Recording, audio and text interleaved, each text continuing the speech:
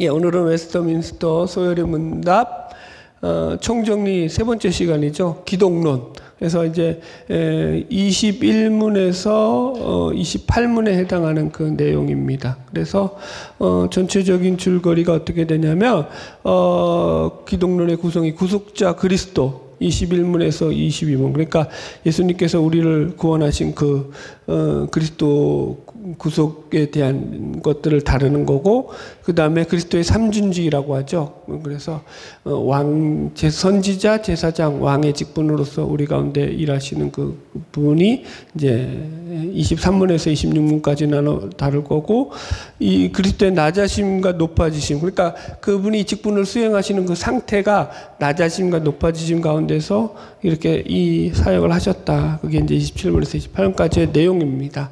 그래서 이 기독론은요, 사실은 잘 배워야 되는 게 이단들이 가장 많이 창궐하는 그런 교리가 바로 기독론이요. 그러니까 현대 종교죠. 이게 이단 연구기관인 거기 현대 종교 보고서에만 보더라도 우리나라에 자칭 예수라는 사람이 무려 50명이다. 그러니까 그것도 꽤 오래전이니까. 여러분, 그런데 여러분, 그러면은 그게 여러분들 안 넘어갈 것 같잖아요. 옛날에 그 누구죠? 영생교 조희성부터 해가지고, JMS 정명석이. 그러니까 이제 뭐 이만희는 이제 자기가 보혜사니까 좀 그건 좀 다르긴 하지만 어쨌든 하여튼간. 그러니까 자칭 예수라고 재림 예수라고 하는 것들이 그렇게 많은데, 여러분 그러면은 보세요. 수요의 법칙이죠. 그러니까 찾는 사람이 있으니까 자기가 자칭 예수가 되는 거야, 사실은. 거기에 왜 빠져가냐고요, 여러분들. 그러니까 대단한 거죠. 그래서 우리가 잘 배워야 되는 거예요, 여러분들. 이게 잘못된 이단의 유혹에 넘어가지 않게 해서도 그 기독론은 잘 배워야 되는 거죠. 예. 다 배운 거지만, 그러니까 제가 이제 전체적으로 너무 많아서 오늘도 좀 빨리빨리 넘어가긴 할 거예요. 그런데 중요한 것들이라서 이거는 그래서 될 수 있는 대로 집어줄 수 있는 것들은 잘 집어주려고 해요. 여기 기독론에 대한 이단들도 많잖아요. 예를 들어서 종속론이라든가 가연설이라든가 마리아 무제설이라든가 막 이런 것들 되게, 그러니까 교리적인 것들로도 되게 이제 복잡한 것들이 많기 때문에 뭐 잘 들어보시고 또 이제 잘 정리하시고, 그래서 우리 예수만이 우리의 길과 진리고 생명이다, 우리의 유일한 구세주다라는 걸 정리하는 그런 시간 되기를 소망합니다. 자, 21문 읽으면서 시작할게요. 하나님이 택하신 자들의 구속자는 누구십니까? 답: 하나님의 택자들의 유일한 구속자는 주 예수 그리스도이니 그는 하나님의 영원한 아들인데 사람이 되셨고 두 개의 구별된 본성이지만 한 인격으로 하나님과 사람이셨으며 영원히 계속하여 신인이십니다. 그러니까 이 말을 지금 어렵잖아요. 처음에 한 번 읽으면. 그래서 공부하라는 거예요. 참 잘 만들어진 문장이에요. 첫 번째, 그는 하나님의 영원한 아들이라는 거예요. 그러니까 신성을 얘기하는 거예요. 그래서 이게 예수 그리스도는 하나님의 아들, 그러니까 예수 그리스도는 곧 하나님이라는 거예요. 이게 하나님의 아들이라는 칭호 때문에 생기는 오해가 뭐냐면은, 그러니까 아들이니까 그 아버지보다는 못한 존재 아니냐. 그래서 그 종속설이라고 하죠. 그러니까 이 아들이 더 못한 존재다. 그래서 여기서 이단들 되게 많이 나왔어요. 종속설을 주장하는 이단들이 되게 많아요. 삼위일체의 아리우스부터 해가지고 예를 들어서 지금 누구예요? 어디 이단이죠? 그거? 여호와의 증인도 예수를 갖다가 신으로 인정을 안 해요. 뛰어난 피조물 중에 하나라는 거예요. 이해하셨죠? 그런 개념 속에서 나오는 거예요. 아들이라는 거죠. 그 다음에 신에게 아들이 있을 수 없다. 이슬람 같은 경우는 그래서 이걸 이해를 못하죠. 신이 아들이 어딨냐? 이런 거죠. 그러니까 이슬람은 삼위일체를 이해를 못해요, 아예. 그래서 완전히 다른 거예요, 우리랑 이슬람이. 그러면 자, 아들이 어떻게 그러니까 아버지랑 동격일 수 있느냐? 그러니까 이 말은요, 그러니까 실제로 생물학적인 아들이란 얘기가 아니라고 했어요. 그러니까 C.S. 루이스의 변증으로 들면 이거예요. 자, 곰 새끼는 곰이냐 양이냐? 어려워요? 안 어렵죠. 곰 새끼는 곰이. 그러니까 이 사람의 자식은 사람이듯이, 그죠? 하나님의 아들이라는 표현이 그거라는 거예요. 하나님의 신성을 나타내기 위해서 하나님의 아들이라는, 그러니까 우리가 이해하듯이 그냥 이게 생물학적으로 우리가 부모와 자식이가에서 생물학적으로 태어난 그런 개념이 아니라는 거예요. 그래서 신학자들이 여기 써놨잖아요. 그래서 신학자들은 이것을 가르쳐서 그는 하나님의 영원한 아들이라고. 그러니까 하나님이 예수를 낳았는데 어떻게 낳았냐면 영원토록 낳았다라는 거예요. 이렇게 설명하는데, 영원히 낳았다라는 말이 무슨 말이냐면은 이게 시간적으로 오래전에 낳았다 이런 개념이 아니라고 했어요. 영원이라는 개념을 여러분 이해 잘하라고 했죠. 영원이라는 개념이 뭐라 그랬어요? 롱 타임이라고 했어요? 아니라고요. 긴 시간이 아니라고요. 시간 넘어 시간이에요. 시간 넘어 있는 그 개념이에요. 그래서 그걸 얘기하는 거예요. 그래서 이 시간을 측정할 수 없는 그런 존재로 예수를 낳았다라는 개념에서 이렇게 표현하는 거라고요. 질문사항 내가 받을게요. 이해 못하는 분들 많을 테니까 오늘은 그냥 질문 받으면서 천천히 가다가 다음 주에 한 번 더 하든지 뭐. 넘어갈게요. 이해하셨죠? 그리고 사람이 되셨다라는 게 이제 성육신이잖아요. 그래서 이 사람이 됐다는 게 무한 영원 불변하시는 영이신 하나님께서 근본 하나님의 본체이신 하나님께서 시공간의 죄악과 죄로 말미암은 질고를 진 인간이 되셨다라는 거예요. 그러니까 이게 얼마나 대단한 일이냐면 보세요. 인간이 된 신이에요. 예수가 아기로 태어났잖아요. 그게 무슨 의미예요? 생각해 보세요. 아기로 태어났다라는 것은요, 인간 부모이죠. 인간 부모들의 잘못된 그런 어떤 실수로 인해서 얼마든지 이 아기는요, 어떻게 될 수 있어요? 죽을 수도 있는 존재예요. 그 당시에는 뭐 더 말할 것도 없죠. 미아 사망률이 훨씬 더 높았던 시절이니까. 가장 미약하고, 그래서 아기를 뭐라고 하죠? 절대 타자가 있어야지만 살아남을 수 있는 존재란 말이에요. 신이 그런 존재로 태어났다고요. 조나단 에드워즈는 뭐라고까지 말하냐면, 그래서 예수 30세 이전의 예수를 성경에서 침묵하고 있잖아요. 그렇다라는 것은 무슨 말이냐면은 예수님이 이 땅 가운데서 받으실 고난을 그러니까 인간으로서 받으실 고난과 질고를 충분히 다 겪으신 분이었다라는 거예요. 보세요. 30세 이전의 예수님에 대해서 예수님이 만약에 20살 때쯤부터 벌써 이제 본인의 공생의 모습들을 조금씩 드러내는 거예요. 신적인 능력들을. 어릴 때도 만약에 그런 일들을 행했다 그러면은 예수에 대한 정기와 스토리가 남아있겠어요? 안 남아있겠어요? 그때 행했던 스토리가. 남아있겠죠. 그런데 있어요? 없어요? 아예 없어요. 그냥 딱 공생애 시작할 때부터 예수님이 처음 가나의 혼인잔치부터 시작하셔서 3년 딱 하시고 그때만 하시고 그 이전은 없단 말이에요. 그러니까 그렇다는 건 그 이전에는 어떻게 사셨다라는 거예요. 완전한 인간으로서 인간이 당한 모든 육체적인 그런 것들을 다 당하고 사셨다라는 거예요. 예수님이 부자셨다고요? 가난하셨다고요? 이것도 또 우기는 인간들 되게 많거든요. 가난하게 사셨어요. 오늘날 목수 엔지니어 그거 아니에요. 여러분들 인테리어 업자 그 정도 수준으로 생각하면 안 돼요. 옛날 목수는 저거요. 천민 직업이고 그러니까 하루 사는 직업이고 로마에게도 쉽게 착출돼 가지고 노동력을 제공받아야 됐던 그런 사람들로서 가난한 직업군의 하나였다. 넘어갈게요. 됐죠? 사람이 되셨다는 의미가 그런 의미고요. 그래서 두 개의 구별된 본성 가운데 한 인격이 있었다. 양성 1인격이라고 제가 얘기한다고 말씀드렸어요. 근데 처음 듣는 분도 많을 거고 그때 들었지만 지금 또 들으니까 이것도 처음이야. 그런 분도 많겠죠. 뭐라고요? 양성 1인격. 그러니까 신성과 인성이, 그죠? 예수는 신성과 플러스 양성이죠. 인성이 어떻게 되는 거예요? 한 인격 안에 있다고요. 그래서 양성 1인격이라고 한다고 이거를요. 신학용어로. 이게 어떻게 가능하냐라는 거예요, 여러분들. 어떻게 무한 영원 불변하신 하나님의 본성이 유한하고 변화하는 인간의 본성과 한 인격을 이룰 수 있느냐? 이게 여러분 신비예요. 일단은. 그러니까 이거 우리가 알 수 있어요, 없어요?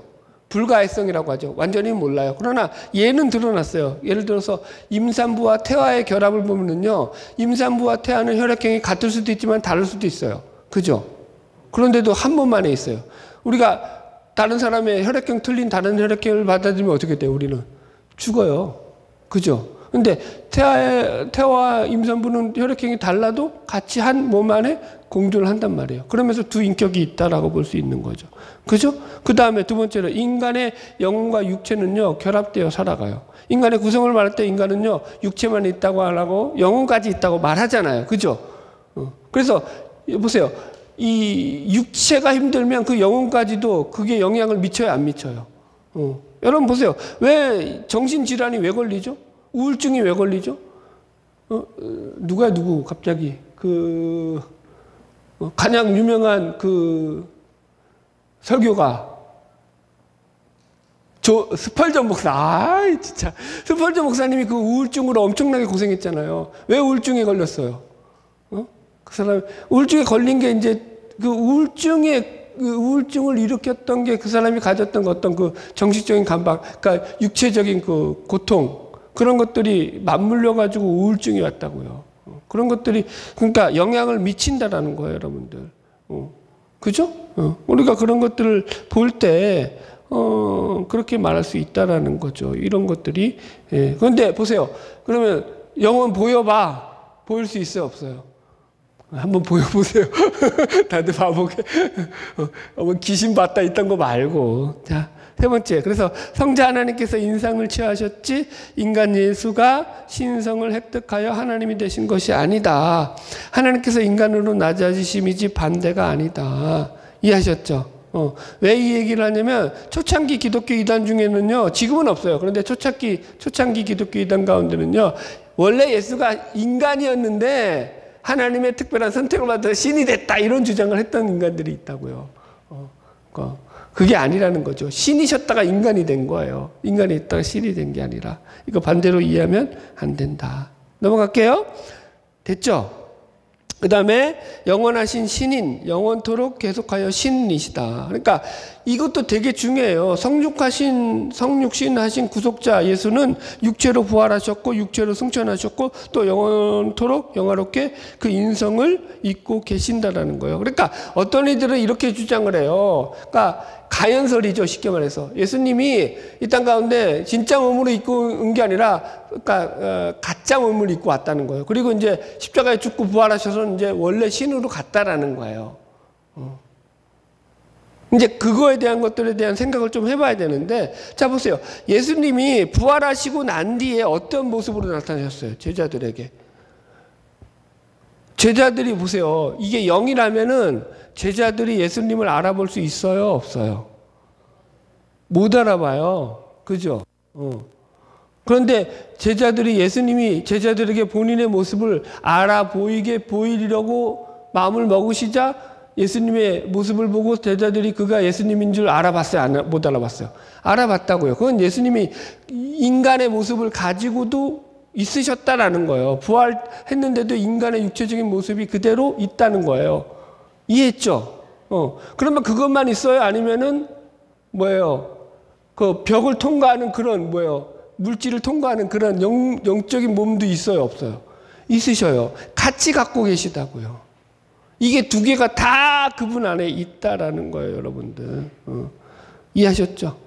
그래서 그분은 영원하게 신이라고요. 완전한 신임 동시에 완전한 인간으로 부활하신 뒤에도 그 몸을 갖고 계실 거고, 우리도 그렇게 이제 부활할 겁니다. 자, 넘어갈게요. 22문, 하나님의 아들이신 그리스도는 어떻게 사람이 되셨습니까? 답, 하나님의 아들이신 그리스도는 자기 자신에게 참 몸과 지각 있는 영혼을 취하심으로써 성령의 능력으로 동정녀 마리아의 대임신 되심으로써 그리고 그녀로부터 죄 없이 태어나심으로써 사람이 되셨습니다. 되게 길어요. 그런데 이제 짧게 이거 다 할 수 없어서 정리만 했어요. 첫 번째 그러니까 뭐냐면 사람이 되는 게 뭐냐면 그러니까 그 참 몸과 지각 있는 영혼을 예수님께서 취하셨다. 취하셨다는 거예요. 인간의 몸을 취하신 거죠. 그래서 이게 성자 하나님께서 신성의 변화 없이 인성을 취하심으로써 변질이나 합성이나 혼합 없이 한 인격으로 결합되었다. 왜 이런 얘기를 하냐면은 이거 설명을 이렇게 놨어요. 병에다가 물을 담아놓고 잉크를 빠뜨리면 그 잉크가 점점 물과 융합되어서 나중에는 잉크물로 색깔이 변하게 되듯이 예수님이 그렇게 신성과 인성이 융합된 거 아니라는 거예요. 한 인격 안에 완전한 신성과 완전한 인성이 함께 공존하고 있다라는 거예요. 그리고 그 속에는 첫 번째 참몸이라고 해요. 참몸. 있죠. 그러니까 인간의 이 몸을 그 가연성이 아니라는 거예요. 가짜 몸이 아니라는 거죠. 두 번째가 지각 있는 영혼이었다고요. 인간의 육체만 취하신 것이 아니라 인간이 지닌 지각 있는 영혼도 취하셨기에 그로써 예수님은 고민과 괴로움의 정서, 외로움의 정서를 느끼셨다. 한마디로 예수님은 완전히 사람이 되셨다라는 것이다. 우리가 잘 알고 있잖아요. 겟세마네 동산에서도 예수님이 제자들한테 내가 지금 내 마음이 심히 고민되어 가지고 죽게 생겼으니까 죽을 만큼 괴로우니까 너희들 나와 함께 깨어 있자라고 하잖아요. 신이 그런 말을 하는 게 이해가 돼요? 신이라면 이해가 안 되죠. 그러나 참 인간인 예수라면 이해가 되죠. 이해가 시죠 무슨 말인지. 예수님이 그렇게 감정을 드러내신다라는 거예요. 인간으로서의 감정을. 자, 넘어갈게요. 23문 그리스도는 우리의 구속사로서 어떤 직분을 행하십니까? 그래서 여태까지는 그러니까 구원자 그리스도로서의 참 인간이 되신 예수에 대한 이야기였다면 이제는 구속자로서 행하는 직분에 대한 얘기죠. 세 가지죠. 답 읽읍시다. 그리스도는 우리의 구속자로서 낮아짐과 높아짐이라는 두 가지 상태에서 선지자, 제사장, 그리고 왕의 직분을 행하십니다.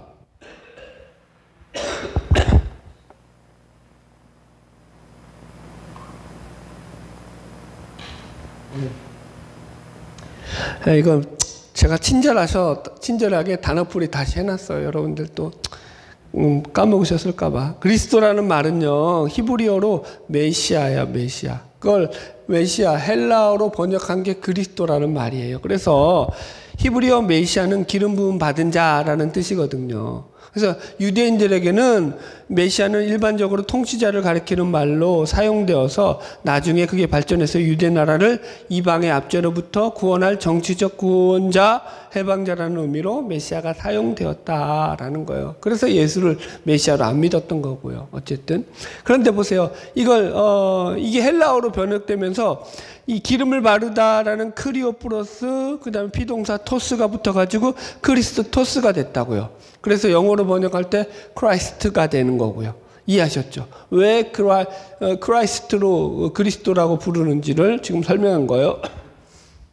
질문. 그럼 왜 다른 직업군은 기름을 붓지 않고 왜 이 사람들에게만 기름을 부었느냐? 그죠? 예.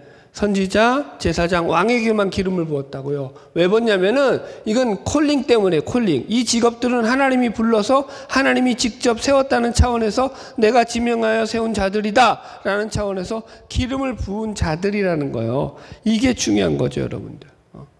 이해하셨죠? 하나님이 직접 콜링으로 세운 거예요. 자,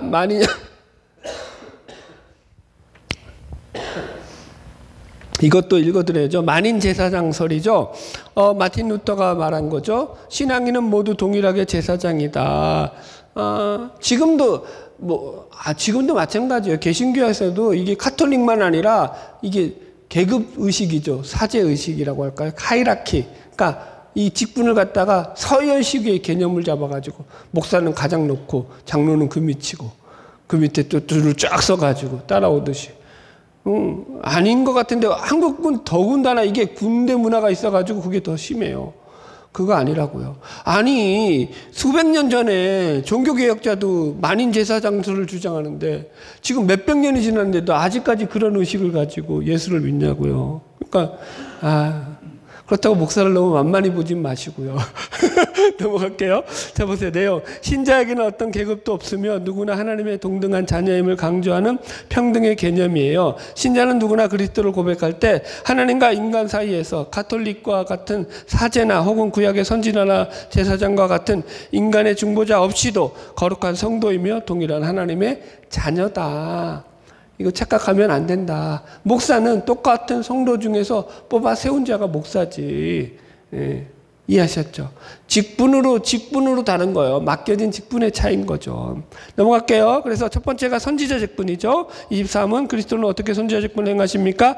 그리스도는 자신의 말씀과 영으로 우리의 구원을 위한 하나님의 뜻을 우리에게 나타내심으로 선지자 직분을 행하십니다. 선지자의 의미. 그래서 선지자는 한 장 넘겨서 미래의 일을 예언하는 사람이 아니라 말씀을 맡아 전하는 자가 선지자다. 포스텔링이에요. 그 앞에서 얘기하는 사람이 선지자지 프로텔링이 아니라고. 미래 일을 얘기하는 자가 아니라고요. 선지자 헬라어로 프로페테스. 그래서 하나님으로부터 받은 말씀을 밖으로 펼쳐내는 사람인 거예요.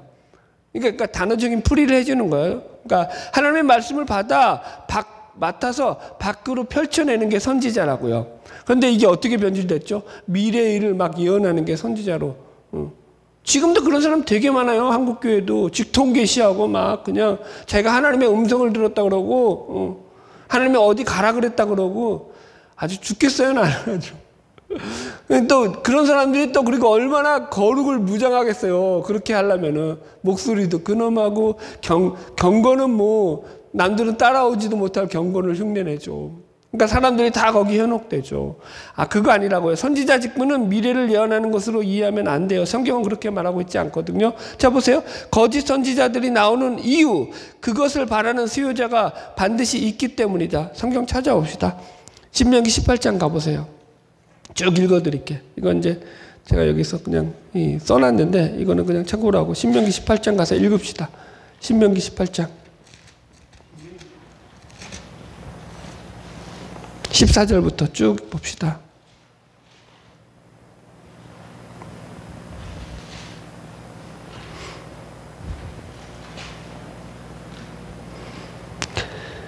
자, 찾으셨죠? 신명기 18장 14절 13절부터 읽읍시다.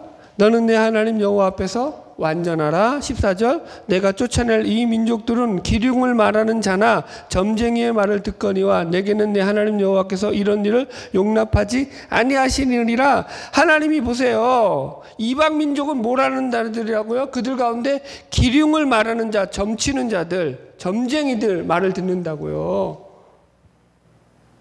이해하셨죠? 무당하는 것들. 그거 다 하나님한테 허용되는 거야, 안 되는 거요? 안 된다고요. 18절 넘어갈게요. 18절부터 읽읍시다. 내가 그들을 형제 중에서 너와 같은 선지자 하나를 그들을 위하여 일으키고, 보세요. 선지자를 어떻게 일으키냐면 내 말을 그 입에 두리니 내가 그에게 명령하는 것을 그가 무리에게 다 말하리라. 이게 선지자라고요. 하나님의 말을 받아서 사람들에게 전하는 게 선지자라고요. 자기가 막 하고 싶은 말 하는 게 아니라고요. 19절 누구든지 내 이름으로 전하는 내 말을 듣지 아니하는 자는 내게 벌을 받을 것이라. 20절 만일 어떤 선지자가 내가 전하라고 명령하지 아니한 말을 제 마음대로 내 이름으로 전하든지 다른 신들의 이름을 말하면 그 선지자는 죽임을 당하리라 하셨느니라. 그래도 된다는 거 안 된다는 거야? 안 된다고요. 교회에서는요, 하나님 말씀만 전하는 거예요. 제가 딴소리 안 하잖아요. 왜 안 해요? 두려우니까. 22절 보세요. 만일 선지자가 있어 여호와의 이름을 말한 일에 증언도 없고 성취함도 없으면 이는 여호와께서 말씀하신 것이 아니요 그 선지자가 제 마음대로 한 말이니 너는 그를 두려워하지 말지니라. 보세요. 뭐가 없다고요? 이런 사람들은요, 지 마음대로 하는 말은 증언도 없다. 그러니까 성경에 증거가 없다고요. 제가 말하는 게 성경에 근거하지 않는 말을 하잖아요. 그러면 들을 가치 있다 없다? 목사가 아니라 목사 할아버지가 얘기해도 그건 가치가 없다. 그런데 왜 이렇게 잘 속아요? 여러분들 아주 좋은 말 하면 귀가 쏠깃해가지고 아멘! 아주 그냥 아주 난리 부르스예요, 난리 부르스. 그냥 아멘 하면 아주 내가 또 막말하면 안 되죠. 그 다음에 뭐가 없다고요? 증언도 없고 성취함도 없다고요. 그 일대로 안 이루어진다고요. 여러분들 인간은 보세요. 막 교회가 엄청나게 부흥하는 것 같잖아요. 그럼 그게 계속 가야 될 것 같잖아요. 계속 가던가요? 안 간다니까요. 그 시대에 한연 오름만 나고 거기서 단물 쏙 빠지면은 무너져 내린다고요. 그건 참된 교회가 되지 않는다고요. 사람들이 많이 모인다고 그게 참된 교회 아니라고요. 나는 반대로 생각해요. 사람들이 많이 있는 교회는 거기는 일단은 그래요. 속상해서 얘기한 말이에요. 자 보세요. 두 가지 예를 들어놨어요. 에레미야는 넘어갈게요. 여튼 할 말 많지만 교회 건축 보세요. 오늘날도 교회 건축 가지고 얼마나 목사님들이 많이 성도들에게 이거 하나님의 뜻이다. 그런 교회들이 얼마나 많냐고요. 아니 어쩌자는 거예요. 그러면 여러분들. 그러면 여러분 예루살렘 교회부터 삐까번쩍하게 되었어야죠. 하나님의 뜻을 찾으려면은. 예루살렘 교회가 그런 교회 진적, 여러분 예루살렘에 3,000명이 모이고 5,000명이 모였으면 8,000명이 모였으면 대형 교회란 말이에요. 교회 건물 하나 진 적 있어요? 지었다는 기록 혹시 찾아보신 거 있나요? 저한테 알려주세요. 저도 한번 성기순례 가가지고 한번 찾아보게. 그런 교회 없어요. 이해하셨죠? 여러분들. 길거리 노방전도. 노방전도가 잘못됐다는 게 아니라 어떻게 하냐면 이게 완전히 뭐예요? 그러니까 사람들이 지나가는데 아예 그냥 자기들이 자리를 잡아놓고 거기를 자기 땅인 양 그거 무단 점거하는 거 있죠. 그래놓고 막 복음을 전하는 거야. 그런데 복음이 아니에요. 그거는 여러분들. 왜 남의 땅에 무단 점거를 해놓고 왜 그걸 자기 땅인 양 그렇게 막 사람 지나가는 사람들에게 방해되면서 그렇게 복음을 그게 하나님이 좋아하실 것 같아요. 여러분들. 하나님이 그렇게 복음 전하 나는 복음을 전하니까 그 정당성이야. 나는 선한 일을 행하고 있으니까 이걸 안 듣는 니들이 악당이야. 웃기지 마세요, 여러분들. 그거 복음이 아니에요. 하나님이 그렇게 복음 전하라고 하셨어요? 언제? 여러분들. 아니에요. 네가 죽어야지 복음이 전해진다 그러지. 넘어갈게요. 하여튼 그러니까 선지자 잘 알아야 돼요. 그리스도의 선지자 직분 보세요. 그리스도는 선지자로서 자신의 뜻이 아닌 하나님의 뜻을 전하려고 행하시려고 이 땅에 오셨다. 그래서 보세요. 요한복음 6장 38절 내가 하늘에서 내려온 것은 내 뜻을 행하려 함이 아니요 나를 보내신 이의 뜻을 행하려 함이라. 요한복음 7장 18절 스스로 말하는 자는 자기 영광만 구하되 보내신 이의 영광을 구하는 자는 참되니 그 속에 불의가 있다 없다. 그러니까 누가복음 22장 42절 이르시되 아버지여 만일 아버지의 뜻이거든 이 잔을 내게서 옮기시옵소서. 그러나 내 원대로 마옵시고 아버지의 원대로 되기를 원하나이다. 그러니까 예수님은 전부 다 그 공생의 사역이 다 자기 뜻을 이루고자 했던 일이 하나도 없다고요. 다 아버지의 뜻을 이룬다고요. 그게 선지자라고요. 이해하셨죠? 그래서 우리의 구원을 위해서 그 일을 하셨다라는 거예요. 넘어갈게요. 이거는 뭐 어렵지 않으니까. 자, 25분 그리스도는 어떻게 제사장의 직분을 행하셨습니까? 두 번째, 그리스도는 신적인 공의를 만족시키고 우리를 하나님과 화해시키려고 자신을 희생물로 단번에 드리심으로써 그리고 우리를 위하여 계속하여 간구하심으로써 제사장 직분을 행하십니다. 그게 그러니까 하나님과 우리를 화목되게 하시는 역할을 하셨다는 거예요. 선지자는 사람들 앞에서 하나님의 말씀을 대언하는 자가 선지자면 제사장은 하나님 앞에서 우리를 하나님 앞에 중재자로서 화목하게 하는 자라는 거예요. 그죠? 그래서 구약의 제사장은 사람들 대표에 뭐 했다고요? 제사를 담당했거든요. 제사가 뭐예요? 화목제라는 거예요. 화목제. 우리의 죄를 갖다가 하나님 앞에 용서받는 거잖아요. 그래서 이게 중보의 역할도 있는 거죠. 선지자와의 공통점과 차이점이 있어요. 공통점은 둘 다 중재자인데 차이점은 선지자는 하나님 편에 더 서 있는 거예요. 그래서 하나님 편에 서서 하나님의 말씀을 사람들에게 대언하는 입장이라면 제사장은 사람 편에 서서 사람들의 죄를 하나님 앞에 속죄함 받는. 이해하셨죠? 그래서 제사장의 직분 가운데 하나는 뭐가 있었냐면 백성들을 위해서 기도하고 축복하는 그런 역할도 있었다. 레위기 9장 22절. 아론이 백성을 향하여 손을 들어 축복함으로 속죄제와 범죄와 화목제를 마치고 내려오느니라. 이해하셨죠? 민수기 6장도 아론이 축복하는 내용이 나오죠. 백성들을 향해서. 하나님이 그걸 허락하셨다고요. 우리는 뭐라고요?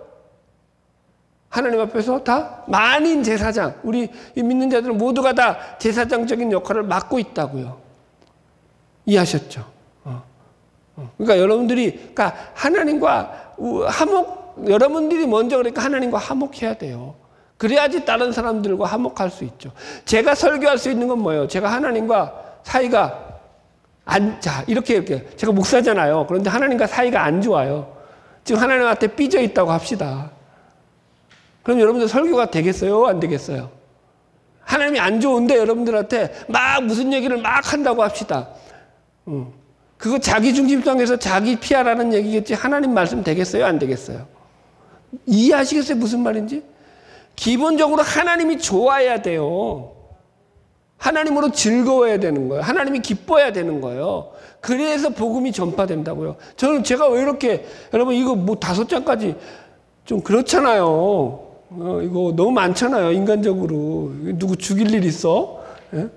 근데 왜 이렇게 하냐고, 왜 이렇게. 하나님이 좋으니까. 하나라도 더 알려드리려고. 그렇다고요. 죄송하다고. 이거 죄송하다는 걸 이렇게 얘기하는 거예요. 넘어갈게요. 빨리빨리.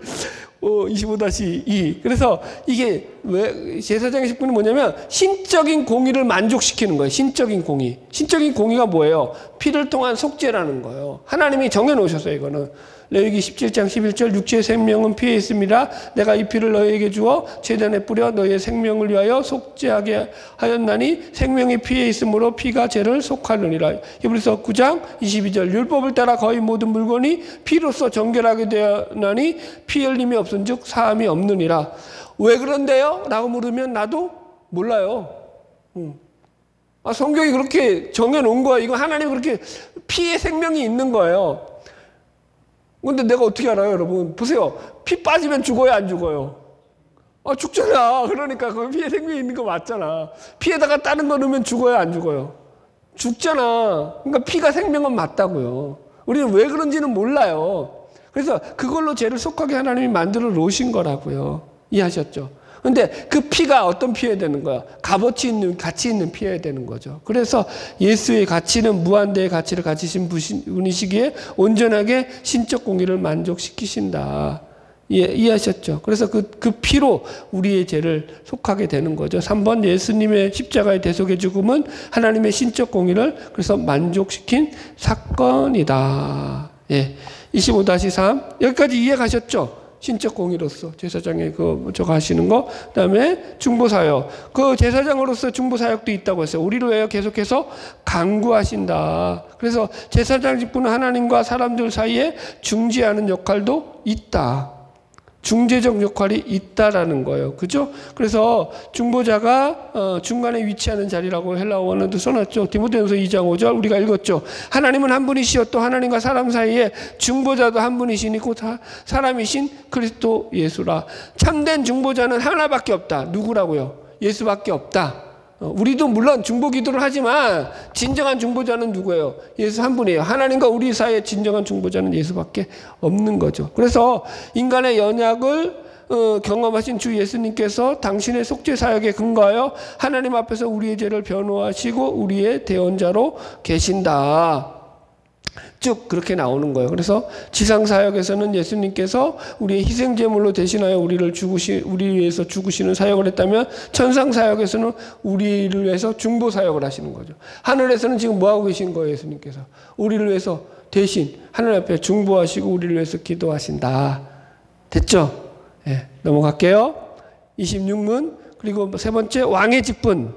그리스도는 우리를 자신에게 복종하게 하심으로써 우리를 다스리시고 지키심으로써 그리고 자신과 우리의 모든 원수를 막아 정복하심으로써 왕의 직분을 행하십니다. 그래서 복종은 왕의 통치 가운데 왕의 권위와 연결되어 있다. 왕의 직분의 4가지 역할, 우리를 복종하게 하시고 다스리시고 지키시고 원수를 막아 정복하신다. 이게 이제 권위의 개념이죠. 복종케 한다라는 것은요.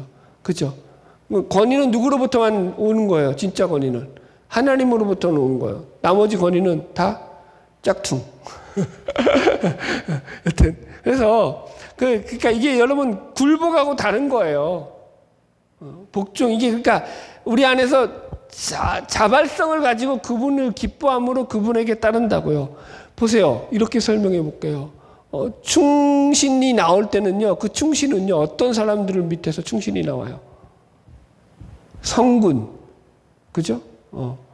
내가 이 사람을 위해서는 내 왕이야. 근데 이 내 왕을 위해서는 내가 이 사람을 위해서 목숨을 바쳐도 내 목숨이 아깝지 않아. 라고 생각할 때 충신이 나온다고요. 복종하게 된다고요. 그죠? 사육신, 생육신, 뭐 이런. 하여튼 그런 개념으로 이해하시면 돼요. 그러니까 하나님이 우리에게 그렇게 우리를 복종시키신다는 거죠. 그리고 다스림과 지키심, 우리를 다스리시고 지키시는 거죠. 왕의 통치로서. 그죠? 하나님은요, 그게 우리의 주대심으로 우리를 다스리고 지킨다고요. 우리의 주인됨으로. 아멘? 시편 122편이 뭐예요? 그래서 121편이. 예? 여호와께서 어떻게 하시는 거예요? 졸지도 아니하시고 주무지도 아니하시고 우리를 지키신다고 나오잖아요. 내가 산을 향하여 눈을 들리라. 나의 도움이 어디서 올까? 나의 도움이 천지를 지으신 여호와께서로다. 여호와께서 너로 실족지 않게 하시며 너를 지키시는 자가 졸지 아니하시리로다. 이스라엘을 지키시는 자는 졸지도 아니하시고 주무시지도 아니하시리로다. 아멘. 그렇게 우리를 지키신다는 거예요. 우리를 지키시고 우리를 다스리시는 거죠. 예. 그러니까 여러분, 하나님을 좀 믿으세요. 그러니까 또 이게 오해가 있어. 하나님을 믿으라니까 또 하나님께 다 하면놓고 나는 개기나 징난해. 그렇게 살라는 얘기가 아니야. 하나님께 맡기라니까 나는 이래도 좋고 저래도 좋사오니 하나님 알아서 하시옵소서. 이게 하나님께 맡기는 삶이 아니라고요. 하나님에 맡기면은요 내 인생은 엄청나게 빡세져요. 여러분. 제 사는 거 보세요. 제가 빡세게 살아요? 느슨하게 살아요? 빡세게 살아요, 여러분들. 최선을 다해서 자신의 삶을 사세요. 그리고 하나님께 맡기시라고요.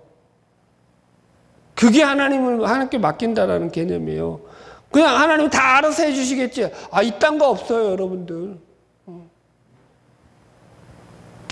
죄송합니다. 또 흥분했어요. 자, 26-3. 원수를 막아 정복하신다. 자신과 우리의 모든 원수를 막아 정복하심으로써. 예수님이 누구랑 싸우셨는데요? 답? 하나님을 대적하고 있는 사탄의 영들과 악한 영들과 싸우십니다.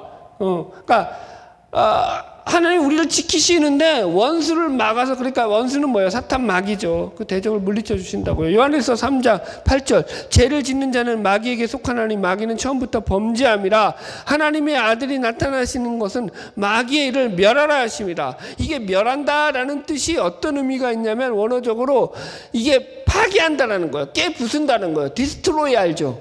그러니까 예를 들어서 폭격기가 날라와서 건물을 때려가지고 완전히 추전 박살내는 거 있죠.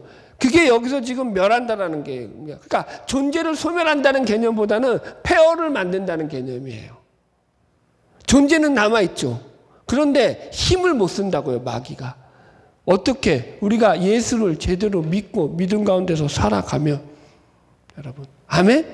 네. 다윗이 그랬잖아요. 시편 3편에서 여호와여 나의 대적이 어찌 그리 많은지요. 일어나 나를 치는 자가 많으니이다 라고 하면서 그냥 곡소리 나게 얘기하다가 마지막에 가서 고백하는 게 천만인이 나를 둘러칠지라도 내가 두려워하지 아니하리로다. 천만인보다 예수가 더 세다는 거죠. 하나님이 더 세다는 거죠. 그걸 자기의 삶으로 느낀다라는 거죠. 그게 믿음이라는 거죠. 아멘. 네. 자, 27문. 그리스도의 낮아지심은 무엇입니까? 답. 그리스도의 낮아지심은 그분의 태어나심과 그것도 낮은 여건으로 태어나신 것과 율법 아래 사신 것과 이 생의 여러 비참과 하나님의 진노와 십자가에 저주된 죽음을 겪으신 것과 묻히신 것과 얼마 동안 죽음의 권세 아래 거하신 것입니다. 28문. 그리스도의 높아지심은 무엇입니까? 그리스도의 높아지심은 사흘 만에 죽은 자들 가운데서 다시 살아나시고 하늘로 올라가시고 하나님 아버지 우편에 앉으시고 그리고 마지막 날에 세상에 심판하러 오시는 것입니다. 이 땅 가운데 성육신하셔서 겪으신 모든 일, 부활하고 승천하실 때까지 겪으신 게 그분의 낮아지심과 높아지심의 상태 가운데서 우리에게 구속자로서 이루신 그 놀라운 사역이었다라고 성경은 이야기한다는 거예요. 아멘? 네. 여러분들 질문. 자, 이렇게 얘기했고요. 예수님이 빡세게 사셨을까요? 느슨하게 사셨을까요? 아, 그쵸? 아유, 아주 잘 따라오시네. 빡세게 사셨어요. 예수님은 어디서도 조르셨다고요? 풍랑이는 배 위에서도 조르셨어요. 사람이 웬만해서 피곤하지 않으면 못 졸아요. 얼마나 피곤하셨는지 아시겠죠? 그만큼 육신이 피곤했다는 것은 그 피곤할 만큼 자신의 삶에 열성을 다해서 살았다고요. 열심을 내서 살았다고요. 여러분. 성경이 얘기하는 거예요, 여러분들. 그게 여러분 우리의 구원을 완성시켜 주신 거죠. 그러니까 예수만이 우리의 완전한 결단과 적용, 예수만이 우리의 완전한 구원을 이루는 유일한 길이요 진리요 생명을 잘 배우고 익히자. 여러분 예수님을 배우시면서 여러분들이 뭘 느끼셔야 되는지를 스스로 점검하세요. 여러분들 나 예수를 닮아갈 건데 뭘 닮아가고 싶으세요? 병 고치는 능력? 아 나도 닮아가고 싶지. 아니라고요. 그거 아니라고요. 보세요.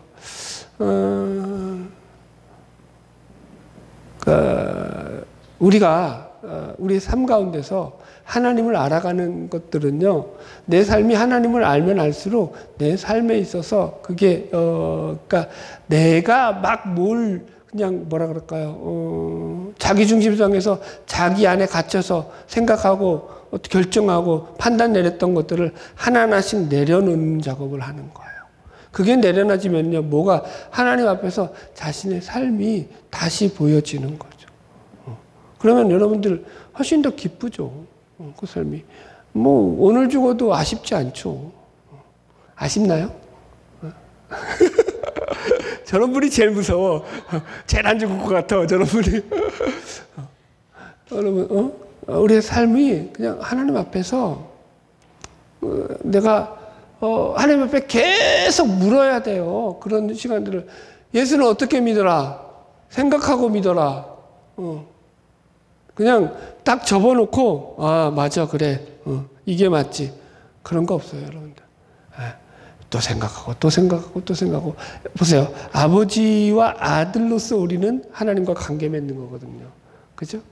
그러니까 그렇다라는 것은요. 자, 아버지의 지시가 우리 가운데서 늘 여러분들 뭐 직통계시 이거 말고 그런 거 말고 우리 생각 속에서 하나님의 말씀을 오늘도 여러분 지금 저는 진짜 그러니까 죄송하긴 한데 어마무시한 내용들이 여러분들한테 쏟아부어졌다고요.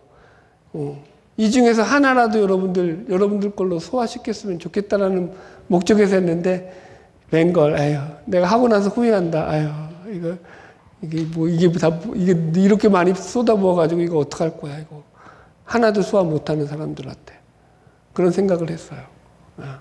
그냥 여러분들 그러니까 아버지에 대한 생각을 여러분들이 하시면서 그 생각 속에서 아 그래 그분이 나를 통해서 이런 계획을 갖고 계시고 나를 통해서 이렇게 나를 빚어가신다라는 그런 믿음 가운데서 나의 삶을 자신감 있게 살아가세요. 그리고 용기 있게 부딪히시고 걸어가 보시고 여러분들은 겁나시나? 아직 가다가 빠지면 이제는 돌아설 수도 없는데 빠지면 안 되잖아요. 맞아요. 젊은 사람들은 어차피 어쨌든 한번 터져도 한번 안 가본 길을 가봤다가 다시 그거는 실패해도 그거는 경험이 되니까. 근데 이제 우리 나이는 그런 나이는 아니죠. 그럴지라도 여러분 자신감 가지고 가시라는 거예요. 자신감 가지고 가보세요. 가보시고 아버지가 여러분 보세요. 우리를 이 왕으로서 지켜주시잖아요. 우리 뒤에 백그라운드로 계시잖아요. 그죠? 지금도 예수님이 우리의 그죠? 제사장으로서 우리를 위해서 중보하시잖아요. 그죠? 그분이 우리의 갈 길을 알려주시잖아요. 아멘? 예. 그런데 뭘 두려워합니까? 그냥 가는 거죠. 가다 보면 하나님께서 우리의 삶을 통해서 역사하시는 그 길들이 보여질 줄로 믿습니다. 바라기는 날마다 믿음으로 승리하는 저 여러분 되기를 주의 이름으로 축복합니다. 기도